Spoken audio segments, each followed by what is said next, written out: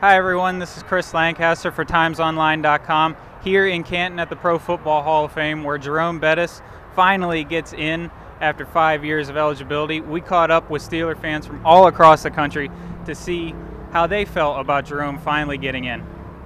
And obviously you guys are here to see Jerome. Oh, yeah. How long have you guys been Steeler fans? Oh, forever. For as long as we can remember. And what does it mean to you guys just to be here and see Jerome after the career he's had to finally get inducted into the Hall of Fame? Oh, it's unbelievable. I chased the man down at the parade. I mean, I love him. It is just unbelievable. And you're obviously here to see Tim Brown, right? No. No. The bus. The bus. Pittsburgh. How long you been a Steeler fan? All my life. Yes, sir. So Jerome's from Detroit. Is that the connection there? High school. Is that the connection? Yes, it is. Pershing High School. Oh, it's just an honor to see him get into the Hall of Fame because he's worthy of it, though. He's a great player, great person, got business in Pittsburgh, all that good stuff. So he's a good person, though. Glad to see him going in. He's kind of like from our generation, so we saw him like when he was traded to the Steelers and so on. So it's kind of a last stop for the bus. So it's very cool to see that. Yeah, I mean, just like Jeremy was saying, we grew up watching him. He was an icon for us. So to us, that's what Pittsburgh was about: hard-nosed, running like he did, and caring for the Pittsburgh community like he did. And it means a lot to watch him finally go in there. We've got to get one thing understood here tonight. We are in Canton, Ohio, but this is Steeler country. I let my classmate borrow my towel, so I need another towel. He got me.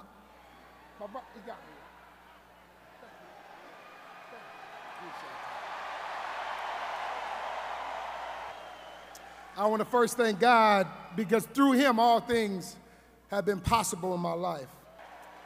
I want to congratulate my other classmates for their amazing careers and this incredible honor, but I especially want to give a few words to the Sayal family and their children. And I want you to know that your father exemplifies everything that a Hall of Famer stands for.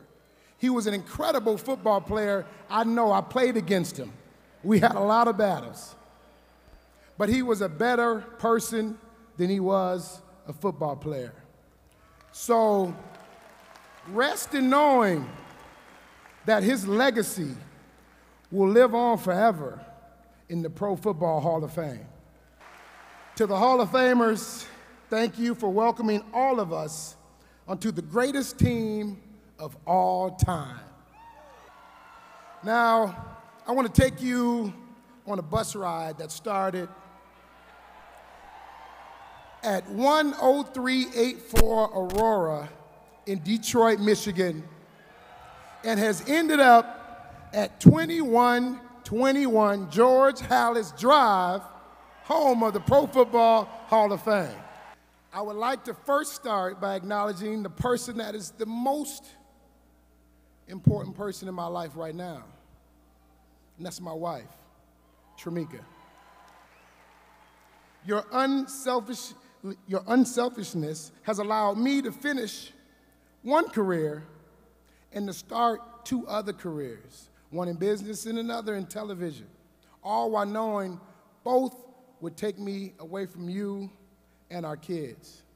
So baby, thank you for allowing me to live my dream and taking care of us. Thank you, baby. My daughter, Jada. Hey, baby. You changed my life when you came into this world because you came in as a preemie. Not knowing whether you would live or die, you showed me what fight really was. To my son, Jerome Jr. But son, you have greatness running through your blood. And it's not from me. It's from our family. My mother, my father, your mother, their father, and her mother. I want you to understand why I push you so hard. It's because I want you to be a better man than me. But more importantly, a better person than I could ever be. And I know you can do that. I want to thank my mother, Kris Bettis. We call it big time. How can I thank a woman who, through the entire course of my career, came to every single football game I ever played in the NFL? When people used to ask me growing up, who was my hero, I would always say, my dad. My dad was my hero. He was my biggest fan. This is tough here.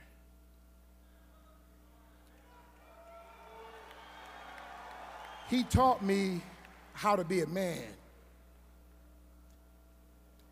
He was the strongest man I will ever know. And it's because of him that I am here. When my father sent me off to college, he told me one thing. He said, son, I'm sending you off to school. I don't have much to give you, but I have a good name, so don't mess it up. Well, Dad, I hope I made you proud. I want to thank the University of Notre Dame for taking a chance on a young kid from Detroit going to school, and it truly changed my life. I want to thank Lou Holtz. And Coach, time and time again, you taught me what love meant playing football. I got a phone call. I was having some rough times with the Rams, and I decided that I was going to leave and go back to school. And Coach called me up and said, who was this imposter wearing 36 for the Rams? I said, well, Coach, that was me. He said, no, that wasn't. That was not you. That was an imposter. That guy didn't love the game of football. He said, you need to come back here and you need to develop that love for the game. And I went back and I got traded to Pittsburgh and the love came back. So thank you, Coach, for not just being a coach for 3 or 4 years, but being a coach to all of us for a lifetime. Thanks, Coach. To the Steelers, I've got to thank Tom Donahue for trading for me. I like to think it was a great trade.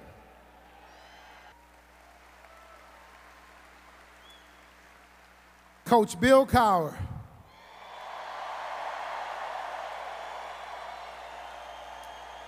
He was exactly the type of coach I needed to succeed. He was a blue-collar football coach.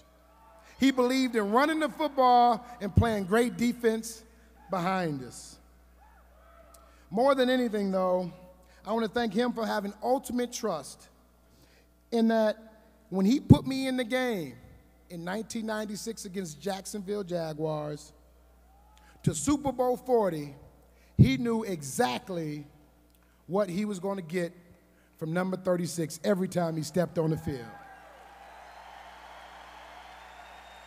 Coach, you are one of the biggest reasons I stand here today, and I hope someday you stand here next to me because you deserve it. Coach, I know you are in Ireland and your daughter probably has already gotten married. Well, I just want you to have a pint for number 36. Thanks, Coach. To Art Rooney, I want to thank you for your friendship outside of football. Thank you for listening when I needed to talk and for talking when I needed to listen. You have and continue to be a person I can confide in and learn from. Thank you. Dan Rooney.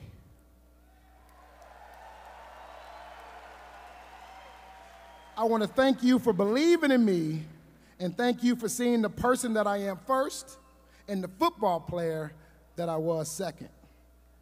I still remember when you stopped me in the hallway and you saw concern on my eyes because there was talk about me not being there anymore. And you told me, you go when I go. And at that point, I knew I was going to be there for a long time because you weren't going anywhere. Mr. Rooney, thank you for having ultimate trust and faith in me and that I would carry the banner of the Steelers organization forward. I appreciate that. Thank you. To Steeler Nation,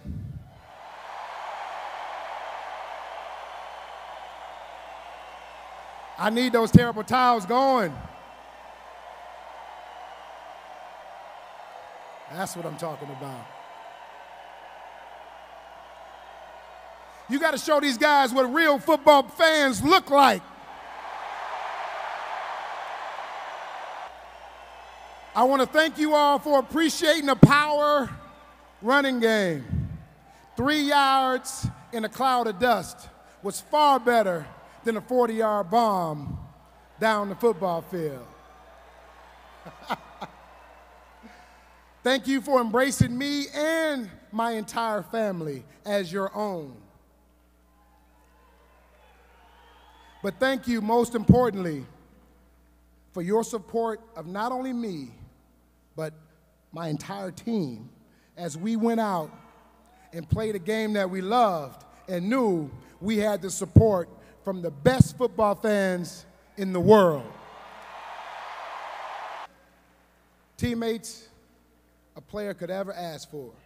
They gave me everything they had every time we stepped on the football field.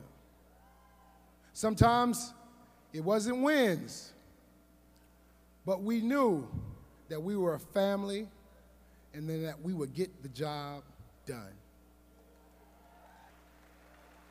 And the one thing I want people to remember from this night, not that I have a great family that has continued to support me, I do.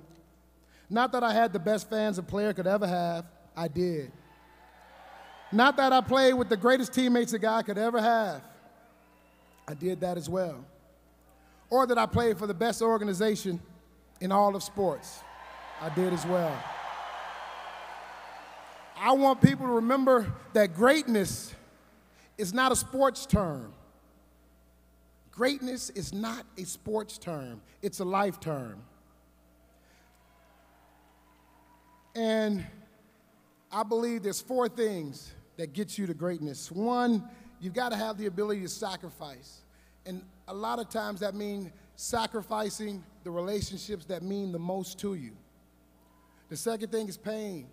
You're going to have to endure some type of pain in your life, whether physical or mental. You've got to find a way to endure. The third one is failure. You've got to have the ability to understand that you're going to fail, but it's how you recover that makes you a better person. And the fourth one is love. Because if you love it, then it's not a job, it's a passion. If you love it, you're willing to sacrifice for it. You're willing to go through all type of pains for it. You are willing to go through that failure and understand that I will be successful. And if you go through those 4 things and you understand those and you can handle those, then success is in your path and greatness is available to you. In closing, I wish to leave one last message to my son. Son, there's not much that I can give you that's more important than our good name. So don't screw it up. And last, I really thought the bus's last stop was in Detroit at Super Bowl 40. But now I know the bus will always and forever run in Canton, Ohio, home of the Pro Football Hall of Fame. Thank you.